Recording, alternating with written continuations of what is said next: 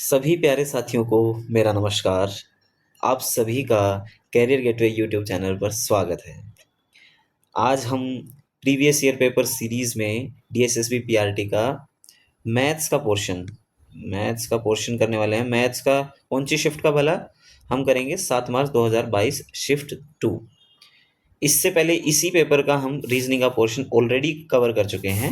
अगर आपने अभी तक नहीं देखा है तो प्लीज़ वहाँ जाइए और वहाँ आपको पोर्शन में बहुत अच्छी एक्सप्लेनेशन मिलेगी। किसी भी अगर क्वेश्चन में कोई डाउट है तो आप कमेंट करके पूछ सकते हैं। चलिए आज का हम अपना सेशन शुरू करते हैं। मैथ्स के जो क्वेश्चन हैं वो हमारे हैं 41 से, ठीक है। तो चलिए बिना देरी के हम शुरू करते हैं। देखो फर्स्ट क्वेश्चन है, मतलब 41 से शुरू है, 20 क्वेश्चंस का सेट है। तो फर्स्ट क्वेश्चन क्या है? The price of 1 kilogram of sugar is increase by 34% and the price is increase by ₹51। What is the new price पर किलोग्राम ऑफ शुगर? सबसे पहली बात, 1 किलोग्राम से आपको कोई लेना देना नहीं है क्योंकि हमसे पर किलोग्राम ही पूछा, ठीक। अच्छा, दूसरा क्या है? अब आपको पता है कि अगर परसेंटेज में कोई पूछे कि कितना इंक्रीज हुआ है तो बोलेंगे 34%। अगर हमसे कोई पैसे में पूछे तो कितना इंक्रीज हुआ है 51%। तो क्या हम ये नहीं कह सकते कि भाई 34 जो परसेंट है, 30 जो 4% है, उसकी वैल्यू रुपीज में 51 है। अगर मैं डिवाइड कर दूं 17 से तो 2% की वैल्यू क्या ₹3 नहीं है? क्या ₹3 नहीं है? डेफिनेटली है। फिर हमसे पूछा है न्यू प्राइस। न्यू प्राइस कौन सा प्राइस है? पहले कोई भी प्राइस हो, मतलब 100% था कोई प्राइस पहले, अब उसमें कितने परसेंट का इंक्रीमेंट हुआ है? 34% का। तो न्यू प्राइस कितना हुआ? न्यू प्राइस हो 134%। बिल्कुल। अब 134% की हमें वैल्यू बतानी है। तो क्या मैं ये नहीं बोलूंगा कि भाई 2% की वैल्यू अगर ₹3 है तो 1% की वैल्यू 3/2 है, और 134% की वैल्यू आपकी है 134 गुणा 3/2। अब मैं इससे डिवाइड कर दूंगा तो 2 6 का 12, 2 7 14, 3 7 21, 2 3 6 18 और 2 20। ₹201 आया, जो कि हमारा सेकंड ऑप्शन में दिया गया है। हम एक बार कंफर्म कर लेते हैं। जी बिल्कुल, हमारा आंसर ठीक है। अब नेक्स्ट क्वेश्चन पे बढ़ते हैं। नेक्स्ट क्वेश्चन हमारा क्या बोलेगा, क्या बोलता है? The weights of P and Q are in the ratio 12:10। ठीक है भाई, 12:10 रेशो में है P Q. Weight of Q increases by 25% and total weight of P and Q increases by 50%। ठीक है। If the total weight becomes 132 kg, what is the weight of P after the increase?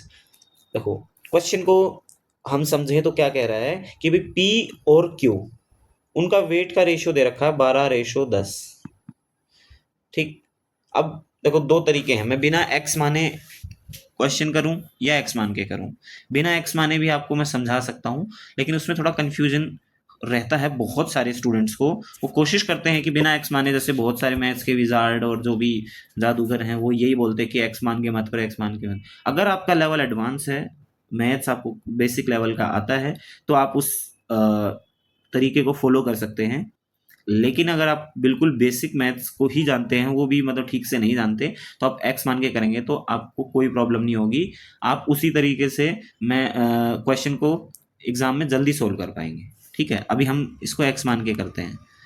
देखो 12 मैंने easy करने के लिए क्या किया, 120x इसको मान लिया और 110x क्यू को मान लिया। ठीक है। उसने बोला क्यू इंक्रीज हुआ 25%, नहीं सॉरी 110 नहीं, ये 100 है।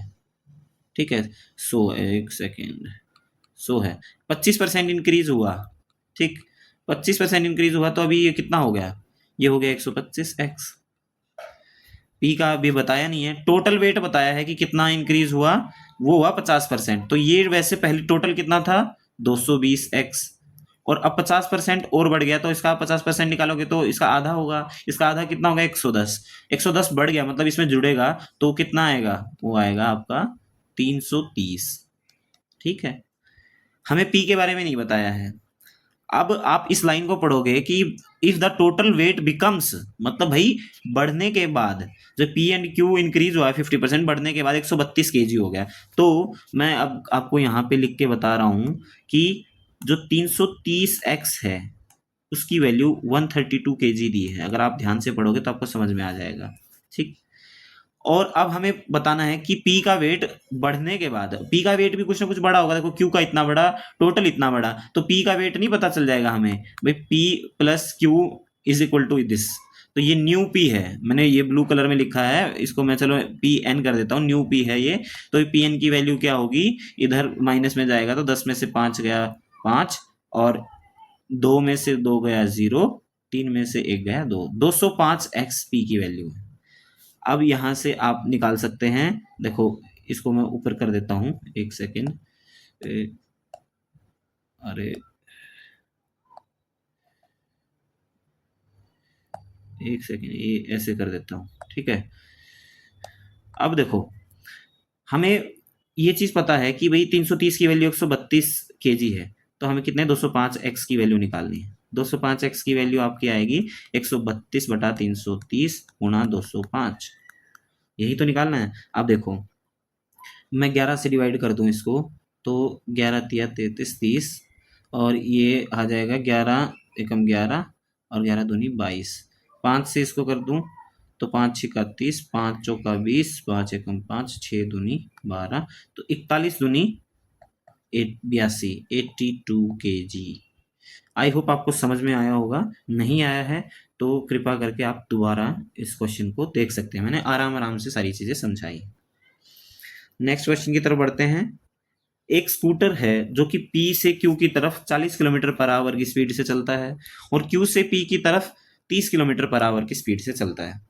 अब उनकी एवरेज स्पीड बतानी है। तो भाई सबसे पहले आपको कॉन्सेप्ट पता होना चाहिए एवरेज स्पीड का, कि भी एवरेज स्पीड निकालते कैसे हैं। एवरेज स्पीड भाई total distance divide by total time.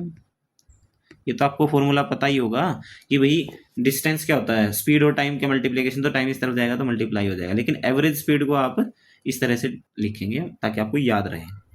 अच्छा अब हमें बताया भाई P यहाँ है, Q यहाँ है। अगर जब P से Q की तरफ जा रहे हैं तो स्पीड है 40, और Q से P की तरफ जा रहे हैं तो स्पीड है 30, ये किलोमीटर पर आवर में है। अब एवरेज स्पीड निकालनी है, तो टोटल डिस्टेंस हम ऐसे केस में हमें दिया नहीं गया, हम मान लेते हैं। हम किसको मान लेते हैं, इन दोनों के एलसीएम को मान लेते हैं। इनका एलसीएम क्या आएगा, 4 और 3 का एलसीएम क्या होगा 12 एलसीएम होगा, लेकिन पीछे एक जीरो है तो हम टोटल डिस्टेंस मानेंगे कि P से Q के बीच में डिस्टेंस है 120 किलोमीटर। ये लेट किया है मैंने, माना है। अब देखो कितनी आसानी होगी, टोटल डिस्टेंस कितना हो गया आपका एवरेज स्पीड निकालने के लिए। एक बार P से Q गए 120 किलोमीटर, फिर एक बार Q से P गए फिर 120 किलोमीटर, टोटल डिस्टेंस तो आ गया। टोटल टाइम निकालने के लिए हम क्या करेंगे, जब P से Q की तरफ गए तो 120 किलोमीटर उन्होंने कितने स्पीड से कवर किया, 40 की स्पीड से। फिर वापस आते हुए Q से P की तरफ गए तो 120 किलोमीटर कितने की स्पीड से कवर किया, 30 किलोमीटर की स्पीड से। तो अब आप देखो कि 240 डिवाइड बाई ये 40 दिया 120 और 30 चौके 120, तो टोटल नीचे आ गया 7। अब आप देख सकते हैं सेकंड ऑप्शन ही है हमारा, जो कि 240 डिवाइड बाई 7 है। ठीक है, तो करेक्ट आंसर हमारा क्या होगा, ये। ठीक, चलिए नेक्स्ट क्वेश्चन है, if the selling price of A refrigerator is 26% more than its cost price and the discount offered on its marked price is 4%, then which of the following is correct। देखो भाई पहले जो statement दी है उसके भी पे हम देख लेते हैं कि क्या क्या दिया गया है। रेफ्रिजरेटर का भाई जो सेलिंग प्राइस है, विक्रय मूल्य है, वो भाई क्रय मूल्य से, कॉस्ट प्राइस से 26% ज़्यादा। मैं मान लेता हूँ ये सीपी है, सीपी मैंने 100 माना, एसपी मतलब सेलिंग प्राइस कितना हो गया 126, ठीक है 26% ज़्यादा है। एमपी निकालना है, ठीक है। एमपी कैसे निकाल सकते हैं, अगर हमें डिस्काउंट दे रखा है तो हम एसपी से एमपी निकाल सकते हैं, 126 गुणा में 100 डिवाइड बाई, अब मार्क्ड जो डिस्काउंट है ना वो 100 में से माइनस कर दो, ठीक है 100 में से माइनस कर दिया कितना 96। ये अब देखो आपको एक चीज़ पता चल गई होगी, ये वाली जो टर्म है ना, ये वाली जो टर्म है ये एक से ज़्यादा है क्योंकि नीचे छोटा है नंबर ऊपर बड़ा है। तो इससे पता चलेगा कि जो एमपी है मार्क्ड प्राइस है ठीक है, वो हमेशा सेलिंग प्राइस से ज़्यादा होगा। ठीक है, ये हमेशा याद रखना, या तो इक्वल होगा या ज़्यादा होगा, जनरली ज़्यादा ही होगा, क्योंकि जो मतलब शॉपकीपर है वो कभी घाटे में कोई चीज़ नहीं बेचेगा। ठीक, तो मार्क्ड प्राइस ये चीज़ है। अब आप इसको डिवाइड कर लोगे, तो मैं डिवाइड कर दूं, 24 चौका 96, चलो 4 से कर देता हूँ, नीचे 24, 4 से इसको कर दिया 25, फिर इसको कितने से कर दूं मैं, 6 से कर सकता हूँ, 6 चौका 24, 6 दूनी 12, 6 कम 6। अब ये आ गया आपका 21 गुना 25/4। देखो मैं फर्दर मल्टीप्लीकेशन क्यों नहीं कर रहा हूँ, देखो अब हम वो पढ़ेंगे। और हमसे पूछा क्या है, the ratio of its selling price to the cost price is 63:50। अब भाई कॉस्ट प्राइस से सेलिंग प्राइस, ये कॉस्ट प्राइस से सेलिंग प्राइस, तो ना सॉरी, सेलिंग प्राइस से कॉस्ट प्राइस पूछा, मतलब ये सेलिंग प्राइस है कॉस्ट प्राइस है। तो अब मैं इसको 2 से डिवाइड कर दूंगा तो ये 50 आ जाएगा, ये कितना आ जाएगा 63। तो बिल्कुल ठीक है पहला, ठीक है ना, बिल्कुल सही है। अब दूसरे की बात करते हैं, the ratio of cost price to marked price is 7:4। Cost price कितना है, कॉस्ट प्राइस है आपका, कॉस्ट प्राइस है 100, मार्क्ड प्राइस कितना है 21 गुना 25/4। वैसे तो आप देख के ही बता सकते हो कि कॉस्ट प्राइस ज़्यादा दिया, मार्क प्राइस कम दिया है, ऐसा बहुत रेयर चांस में होता है। मतलब आप बिना, अगर आपके पास टाइम नहीं है तो बिना देखे भी आप इसको गलत बता सकते हो, लेकिन कोई बात नहीं, हम चेक कर लेंगे। 25 से मैंने डिवाइड कर लिया, 4 चौका 16, 16:21 आया, जबकि दिया है 7:4। ठीक, तीसरी स्टेटमेंट क्या है, the ratio of its marked price to the cost price is 21:16। भाई ये मार्क्ड प्राइस था हमारा, ये कॉस्ट प्राइस था, तो क्या 21:16 नहीं हुआ, देख रहे हो आप, 21:16 ही आया। अगर मैं इसको एमपी और सीपी की रेशो बताऊं तो 21:16 ही है। ठीक है, तो इसका मतलब तीसरी स्टेटमेंट ठीक है, तो पहली और तीसरी सही आएगी। इसका आंसर हम चेक कर लेते हैं, यस, ऐसे हमने इसको निकाला है। I hope you understand. अब नेक्स्ट क्वेश्चन की तरफ बढ़ते हैं।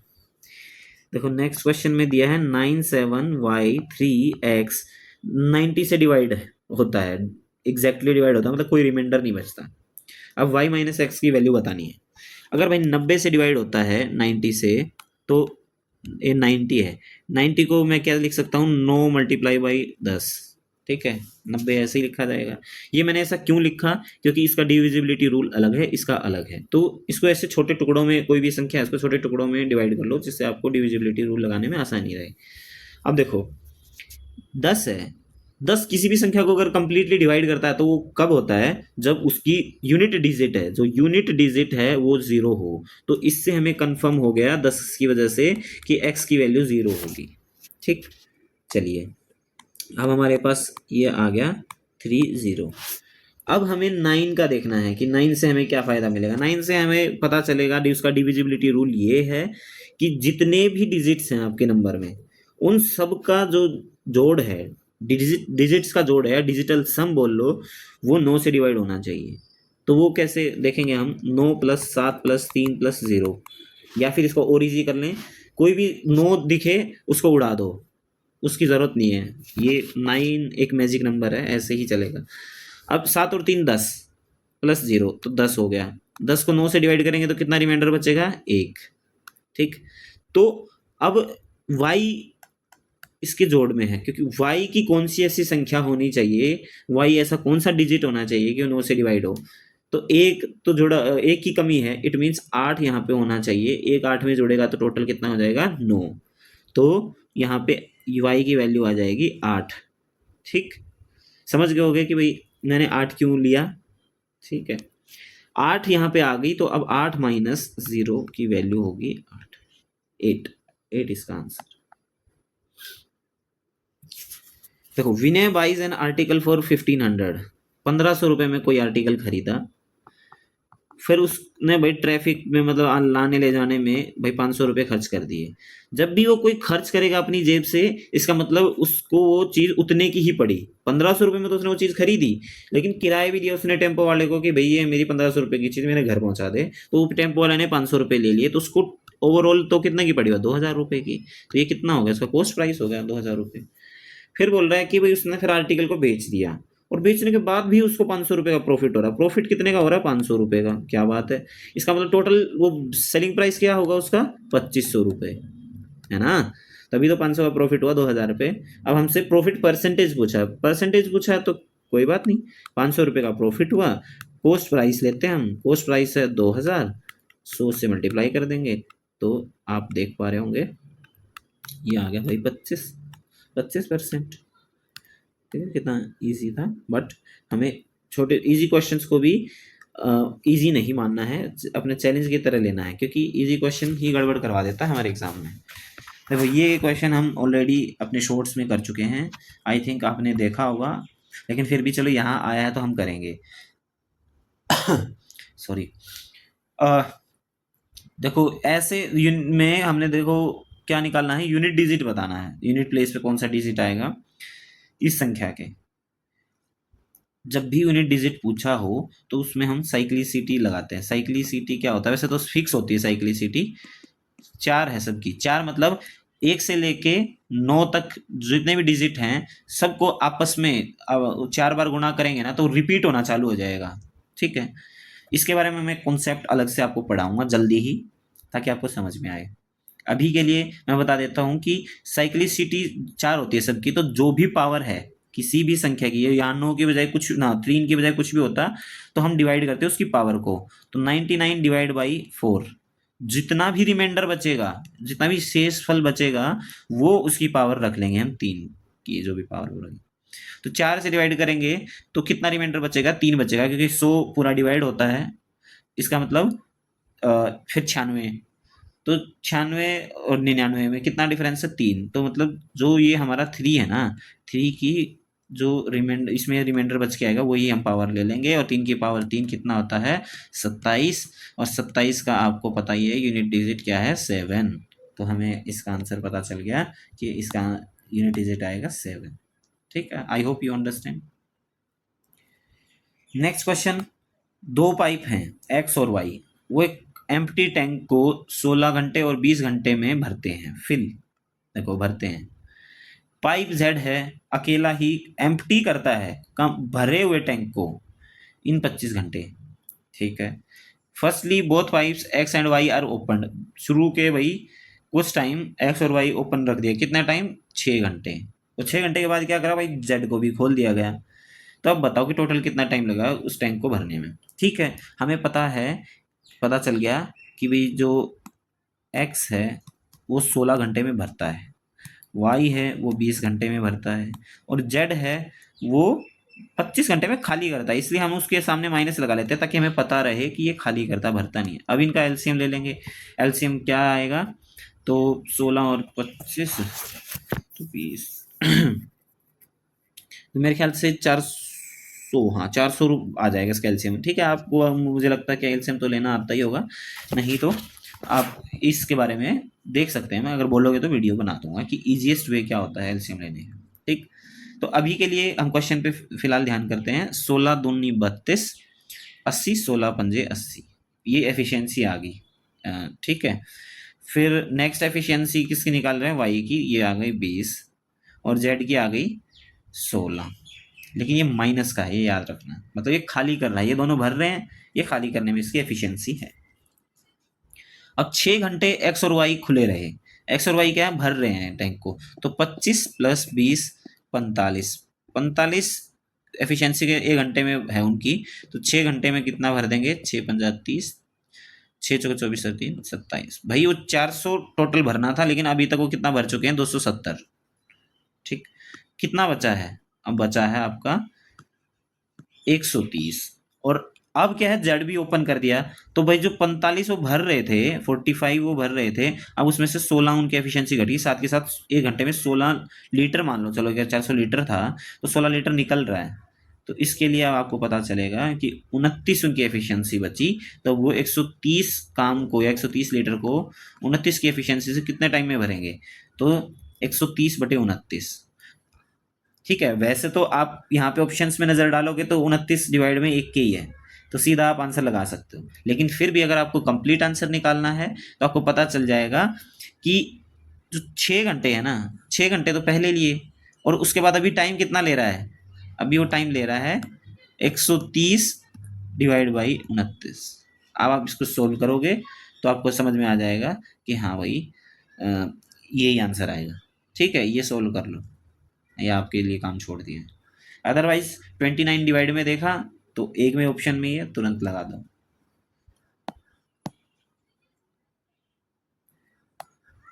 अगला सवाल है सिंपल इंटरेस्ट।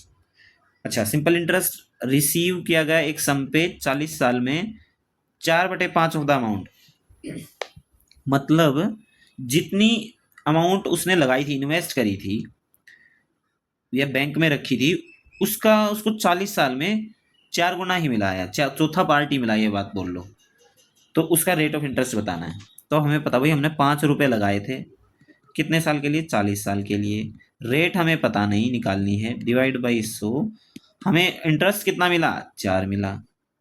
अब निकाल लो, 10 से 10, 4 से 4, अरे यार ये क्या है, 4 से 4, अब 5 दूनी 10, तो आर कितनी आ जाएगी?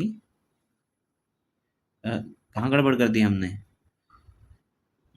0, 5 चौका 20, ओ 4 से 4 गया ना, तो 4 दूनी, अच्छा दो ही तो आ गया, अब ये 4 तो कट चुका है, देखो ये है ना, ये पता नहीं क्या फंक्शन है इसमें, ऐसे काटने पे दिखता नहीं है। तो आर कितना आ गया? 2%, ये 2 उस तरफ जाएगा, 4 तो ऑलरेडी कट चुका है ना, तो 2%। ठीक, ये आपका 2% है, इसका आंसर है। नेक्स्ट क्वेश्चन है length breadth of a cuboid is this, if the volume of the cuboid is this, तो what is the height of cuboid? देखो वॉल्यूम ऑफ क्यूबॉइड क्या होता है? वॉल्यूम ऑफ क्यूबॉइड होता है आपका लेंथ, ब्रेड्थ और हाइट की मल्टीप्लिकेशन। हमें लेंथ दे रखी है, ब्रेड्थ दे रखी है, हाइट हमसे पूछी है, तो और वॉल्यूम कितनी दे रखी है? ये तो एक सिंपल कैलकुलेशन का क्वेश्चन है, हमें कैलकुलेट ही करना है। ठीक, अब 6 से इसको कर दूं मैं, 6 कम 6, 6 8 48, 9 से इसको कर दूं 9 12 पे गया, तो एच कितना आ गया? 12 है। ये तो आपको कैलकुलेशन ही करनी थी, जो कि हमने बहुत जल्दी जल्दी कर ली है। आपकी भी कैलकुलेशन फास्ट होनी चाहिए। नेक्स्ट क्वेश्चन है the table given below shows the number of votes received by 7 candidates in an election. What is the ratio of the number of the votes received by E to the number of votes received by B? भाई E और B का ratio बताना है। E कितने हैं? 38। देखो पीछे 0 इसके भी है, B के भी 0, तो 0 लिखने का कोई मतलब नहीं बनता।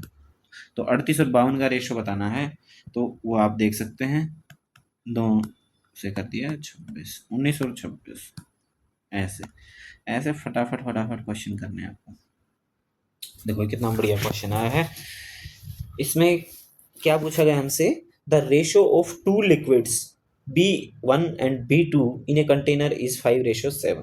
ठीक है, when 12 litres of the mixture is removed from container and replaced by B2, ये ध्यान रखना यहाँ पे, किससे रिप्लेस किया गया? B2 से। फिर रेशो क्या हो गया B1 B2 का? 2:3। How many litres of B1 was there in the container initially? देखो B1 B2 रेशियो क्या है? 5:7। आपको एक चीज पता होनी चाहिए, कोई भी मिक्सचर है, कोई भी मिक्सचर है, एनीथिंग, कोई भी चीज मिला लो आपने, मान लो 5 कोई एक कलर मिला लिया, ठीक है, लिक्विड कोई कलर है, और 7 पानी है, मिला लिया, वो भले ही आपस में मिक्स हो गए, लेकिन कंटेंट उनका इतना ही है, 5 कलर रहेगा उसमें, 7 पानी रहेगा। ठीक, उसमें से अगर मान लो मैं कह दूं कि मैं 12 लीटर उस मिक्सचर में से, वो देखो हमें ये नहीं पता उसकी क्वांटिटी कितनी है, लेकिन मैं ये कह दूं कि कितनी भी क्वांटिटी है उसमें से मैं 12 लीटर या 50 100 कितना भी निकाल लूं, तो वो किस रेशियो में निकलेगा? वो इसी रेशियो में ही निकलेगा, 5:7, क्योंकि वो मिक्स हो रखा है आपस में, हम उसको अलग नहीं कर सकते। तो निकलने के बाद 12 लीटर निकालने के बाद भी रेशियो क्या बचेगा? 12 लीटर निकालने के बाद भी रेशियो 5:7 ही बचेगा उस मिक्सचर का। ये भी मिक्सचर ही है। अब आगे क्या बोलता है? रिप्लेस किया गया B2, मतलब 12 लीटर, ये तो मिक्सचर निकाला है हमने बाहर, ठीक है। अब ऐड तो हमारी मर्जी है ना, हमारे पास बाहर दोनों चीजें अलग अलग है, B1 B2। अब हमने B2 ऐड करा है 12 का 12 लीटर, तो B2 ऐड करने के बाद हमने देखो B1 से कोई लेना देना नहीं है, B1 का जो इतना कंटेंट था उतना ही रहा, हमने सिर्फ B2 ऐड किया है। उसके बाद रेशो क्या हो गया? नया रेशो हो गया 2:3। ऐसे केस में आपको पता होना चाहिए हमने B1 के साथ कुछ भी नहीं किया, उसको छेड़ा तक नहीं है। इट मीन्स B1 का कंटेंट तो सेम ही रहना चाहिए। B1 का कंटेंट अगर सेम रहना चाहिए तो मैं सेम कर लेता हूँ, यहाँ पे है नहीं लेकिन कर लेता हूँ। करने के बाद 2 की इस पूरे से गुना कर दी, 2 की पूरे से गुना करने पे हमारा यहाँ पे लिख देता हूँ 10/14 और 5 की यहाँ गुना कर दी 10/15। देखो B1 का कंटेंट तो अब सेम हो गया, B2 का पता चला कि पहले 14 था, बाद में 12 लीटर ऐड करने पे 15 हो गया। इसका मतलब क्या है भाई, जो एक बढ़ा वो उसकी वैल्यू कितनी है, 12 लीटर। तो वो यहाँ पे एक बढ़ रहा है लेकिन एक्चुअल में कितना डाला था हमने, 12 लीटर डाला था ना, तो एक की वैल्यू 12 लीटर हो गई। और ये 10 और 14 मिला के कितना था, 24 लीटर। अगर कोई हमसे अलग अलग पूछे तो हम इनकी 12 के साथ अलग अलग गुना कर सकते हैं, लेकिन हमसे टोटल हम देख लेते हैं कितना है। तो टोटल कितना था, 24 गुना 12, 12 चौक 48, 24 और 4 28, 288 लीटर ये था। लेकिन ये इस केस में था, उसमें उससे पहले हमने 12 लीटर मिक्सचर भी निकाला था, तो हमें वो 12 लीटर मिक्सचर क्या अभी डालना नहीं पड़ेगा, तभी तो हमें पता चलेगा भाई इनिशियली कितना था। तो हमने जोड़ा तो 300 लीटर बन गया भाई। इनिशियली टोटल जो क्वांटिटी थी मिक्सचर की वो 300 लीटर थी। अब उसमें हम डिवाइड कर सकते हैं कि भाई B1 कितना था, B2 कितना था, क्योंकि B1 5 था और B2 7 था, तो B1 5 बताना है। तो इसको हम यहाँ पे अगर मान लो मैं करूँ बताऊँ आपको, तो 300 का हमें 5/12 बताना है।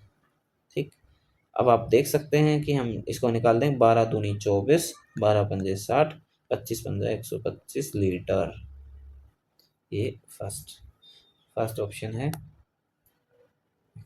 ठीक है, आई होप आपको समझ में आया होगा।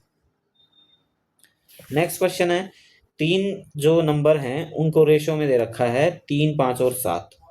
ठीक, sum of their squares is 1328। What is the value of the largest of the 3 numbers. मान लो मैंने बोला 3x है इसका स्क्वायर, 5x है इसका स्क्वायर और 7x है इसका स्क्वायर, इनका जोड़ दे रखा है 1328।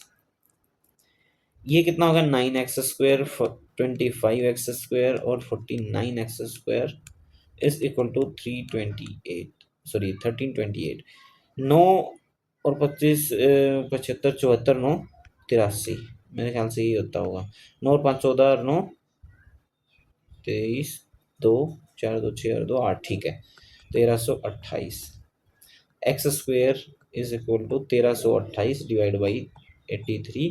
अब आप थोड़ा सा आइडिया लगाएं कि 8 से अगर 10 से भी गुणा करूँगा तो ये 830 जाएगा, तो आखिरी में या 6 ही आना चाहिए, तो 16 नहीं होगा। ये मैं ऐसा क्यों बता रहा हूँ, क्योंकि अगर मैं 83 की 6 से गुणा करूँगा तो कितना आ जाएगा आखिरी में, यूनिट डिजिट 8, तो मुझे पता चल गया आखिरी का डिजिट तो है 6। और 10 से ज़्यादा है, क्योंकि 10 तक गुणा करूँगा 83 तो 830 तक ही पहुँचेगा। इट मीन्स वो 10 से ज़्यादा है, तो 10 से ज़्यादा है तो भाई ये हो गया 16। नहीं तो आप डिवाइड कर सकते हैं, ये मैंने अपने तरीके से आपको बताया है कि क्या आएगा यहाँ। ठीक है, अभी आंसर नहीं आया है, अभी आंसर नहीं आया है। तो एक्स की स्क्वायर की वैल्यू है 16 और एक्स की वैल्यू है +-4। अब माइनस तो कोई वैल्यू हम लेंगे नहीं, तो पॉजिटिव वैल्यू 4 है। हमें लार्जेस्ट बताना है, तो लार्जेस्ट कितना नंबर है, 7, तो 7 चौका 28। तो मैं दूसरे कलर से लिख देता हूँ, 7 चौका 28 आपका आंसर हो। 16 आंसर नहीं था, देखा कभी आप 16 देखते ही आंसर आ गया मेरा, ऐसे नहीं। दो ट्रेन्स हैं, 2 trains are running in the same direction at the speed of 36 km/h and 48 km/h. The time taken by the faster train to cross a man sitting in the slower train is 33 seconds. What will be the length of the faster train? सबसे पहले आप आराम से इस statement को समझिए। तो मुझे लगता है कि आपने स्टेटमेंट पढ़ ली होगी। स्टेटमेंट में ये चीज़ पता चली हमें कि भाई 2 ट्रेनें हैं, एक तो स्लो ट्रेन है, ठीक है, उसमें कोई आदमी बैठा है। एक है फास्ट ट्रेन, ये मान लो फास्ट ट्रेन है, ये फास्ट ट्रेन है। तो ये फास्ट ट्रेन इट मीन्स ये भी इसी डायरेक्शन में जा रही है, ये भी इसी में जा रही है, तो किसी एक मोमेंट पे ये ट्रेन फास्ट वाली यहाँ आएगी, फिर अगले ही मोमेंट आगे बढ़ते बढ़ते क्रॉस कर जाएगी स्लोअर ट्रेन को। मानते हो आप ये बात? इसकी स्पीड है 36, इसकी है 48 किलोमीटर पर आवर। अब जब ये क्रॉस करेगी तो जो ये वाला स्लोअर ट्रेन वाला आदमी है ना, ये उस ट्रेन को क्रॉस होते हुए देखेगा। यहाँ पीछे से चलती आ रही थी तो पूरी को कैसे देखेगा कि भाई यहाँ से आई और यूं करते करते पूरी क्रॉस कर गई।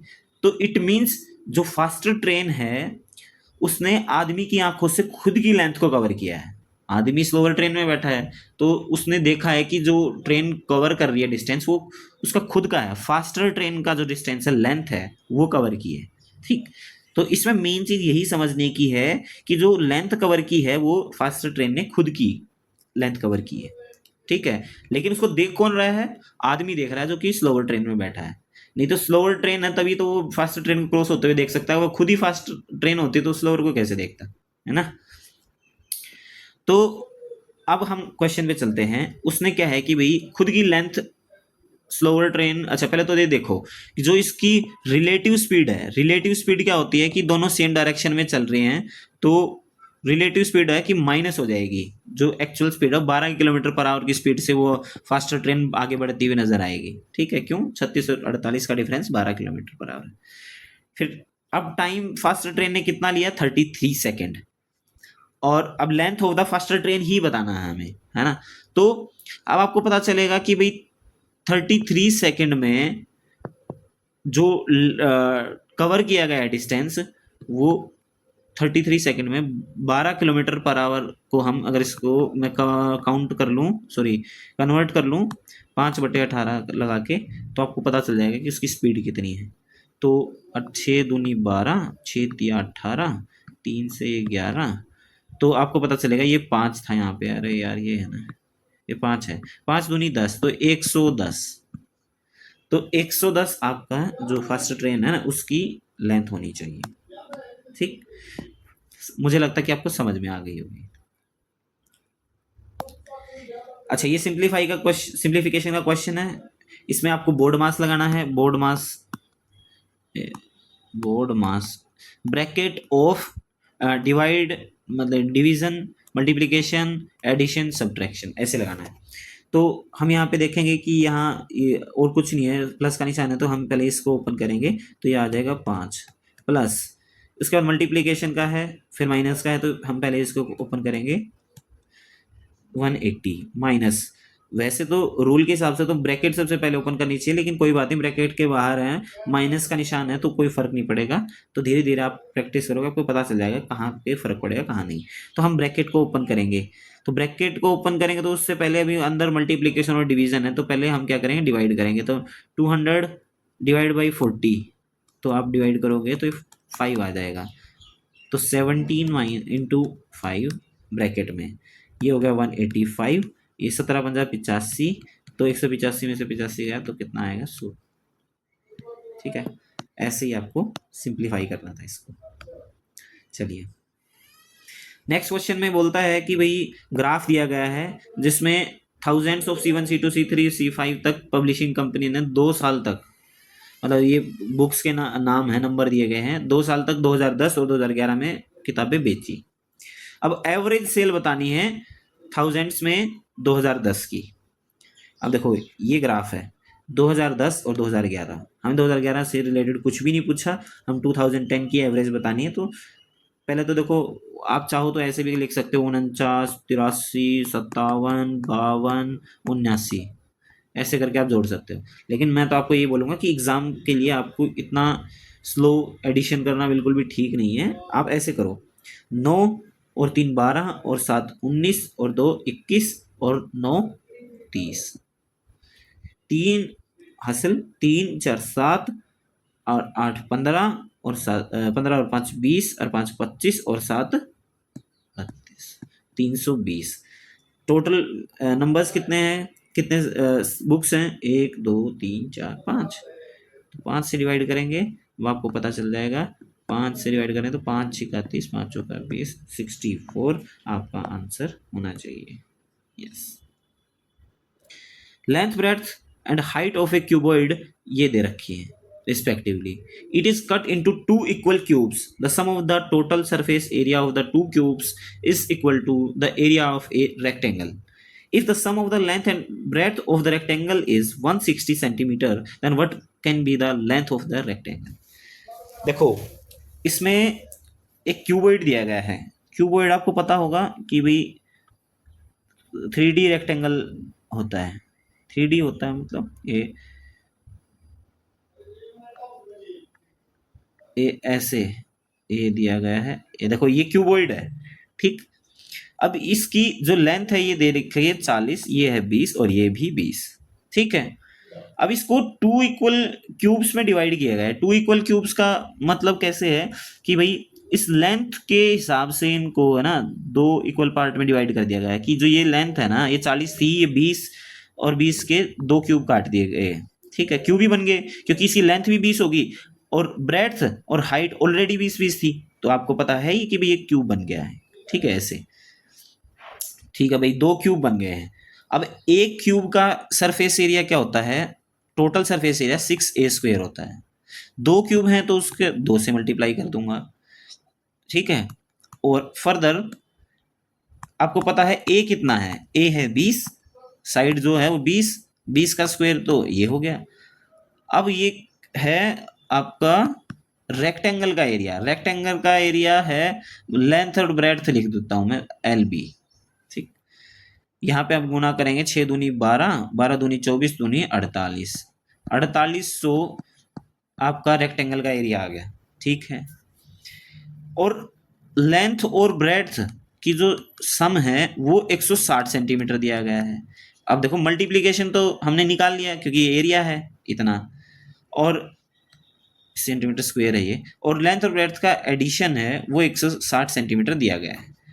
अब आप बोलोगे कि यार इसमें तो कैलकुलेशन मुश्किल हो जाएगी। अब ऐसे केस में दिमाग लगाना है कि हम कैलकुलेशन में नहीं जाएंगे, हम जाएंगे ऑप्शंस पे। ऑप्शंस की तरफ अगर आप ध्यान दोगे तो एक एक चीज उठा के आप पुट अप करके देखो दूसरी सेटिस्फाई कर रही है कि नहीं कर रही है। पहली में मैंने क्या है, मैं एडिशन वाले में कर लेता हूँ।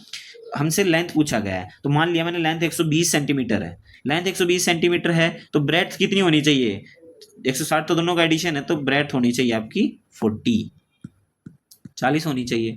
तो अब देखो, अब लेंथ 120 आ गई है, ब्रेड्थ 40 आ गई, 40 आ गई है, तो इन दोनों की मल्टीप्लिकेशन क्या 4800 आ रही है? जी आ रही है। इसका मतलब आपका आंसर एक फर्स्ट ही है। बाकियों में भी आप ट्राई करके देख सकते हो, आपको पता चलेगा कि इस आंसर फर्स्ट ही आएगा, ठीक है। ऐसे करना है। कितना इजी पड़ा। अगर इसको आप फुल कैलकुलेशन की तरफ जाते तो बहुत मुश्किल हो जाती।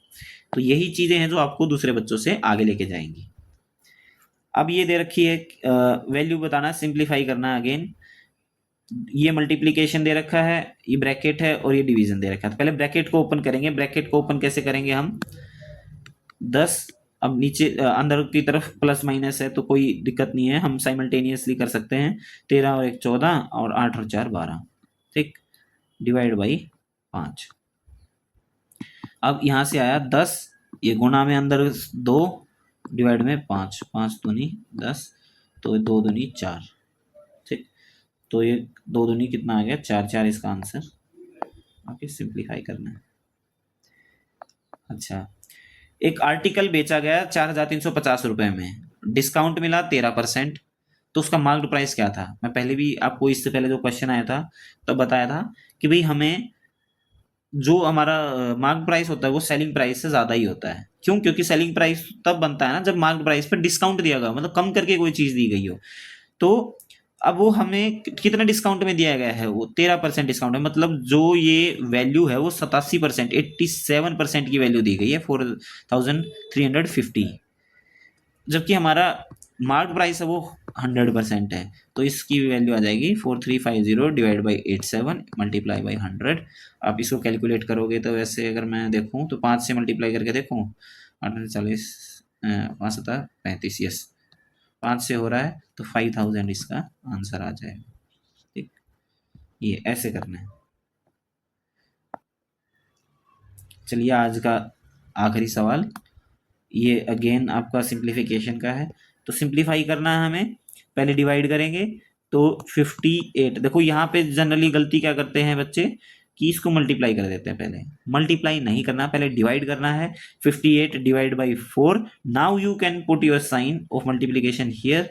फिर 2 प्लस, अब इनकी मल्टीप्लाई करनी है 15 माइनस 8। अब 2 से ये गया 2। अरे यार ये पूरा क्यों हो जाता है?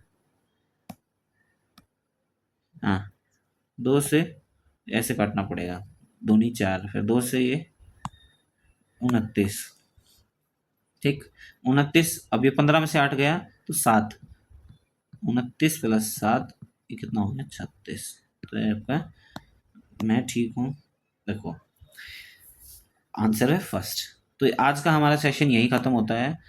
तो मुझे लगता है कि आप लोगों को कुछ नया सीखने को मिला होगा। अगर आपका कोई इस पेपर को करते हुए कोई डाउट भी रहा होगा तो वो भी समझ में आ गया होगा। फिर भी मैं आपको बोलता हूँ, कोई डाउट रहता है, आपको कुछ सीखने में प्रॉब्लम है, कुछ समझने में प्रॉब्लम है, या कोई नया टॉपिक पढ़ना चाहते हो, तो आप मुझे कमेंट सेक्शन में करके बता सकते हो कि आप नेक्स्ट किस टाइप की वीडियो चाहते हो, या फिर ऐसे ही मैं कंटिन्यू रखूँ। ठीक है, तो नेक्स्ट वीडियो में जल्दी से आपसे मुलाकात होगी। तब तक आप अपना ख्याल रखें, खुश रहें। बाय बाय, टेक केयर, जय हिंद।